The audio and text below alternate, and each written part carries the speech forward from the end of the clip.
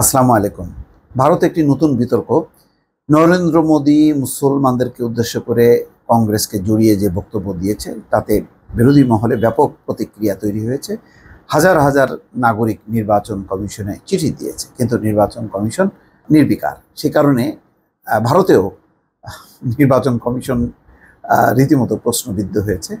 অথচ নির্বাচন কমিশন বিজেপির ক্ষমতাসীন দলের বিরোধী কংগ্রেসের কাউকে কাউকে কোনোভাবেই ছাড় দিচ্ছে না, এমন একটি রিপোর্ট সৌম্য বন্দ্যোপাধ্যায় নয়া দিল্লি থেকে পাঠিয়েছে। প্রথম আলো সেটি প্রকাশ করেছে।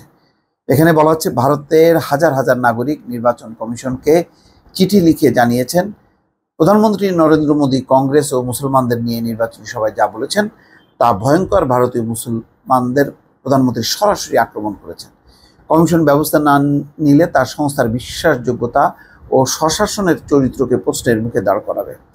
বিশিষ্ট নাগরিকদের চিঠি সত্ত্বেও নির্বাচন কমিশন কিন্তু নির্বিকার।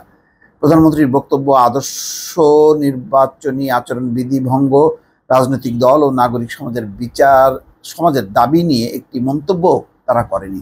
অথচ এই কমিশনই মাত্র কদিন আগে এক বিজেপি প্রার্থীর বিরুদ্ধে আপত্তিকর মন্তব্য করার জন্য কংগ্রেস মুখপাত্র রণদীপ সিংকে 48 ঘন্টা প্রচার না করার শাস্তি দিয়েছিল। তার অপরাধ, উত্তরপ্রদেশের মথুরা কেন্দ্রের বিজেপি প্রার্থী হেমা মালিনীর বিরুদ্ধে কিছু কুমন্তব্য করেছিলেন।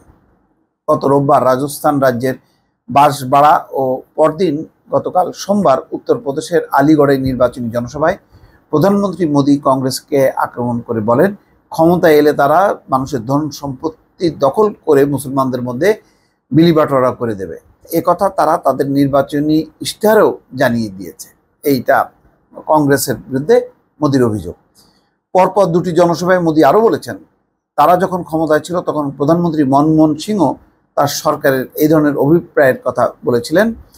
দুই জনসভাতেই মোদি জানতে চেয়েছেন এই কংগ্রেসকে জনগণ ভোট দেবে কিনা। জানতে চেয়েছেন তারা কি চান, তাদের কষ্টার্জিত সম্পত্তি যারা শুধু কাড়ি কাড়ি বাচ্চার জন্ম দেয় তাদের মধ্যে বাটোয়ারা হোক। কাড়ি কাড়ি বাচ্চা দেয় মানে হচ্ছে এটা মুসলমানদেরকে প্রতি একটু তাচ্ছিল্য তুচ্ছ করে তিনি এই কথাটি বলছেন।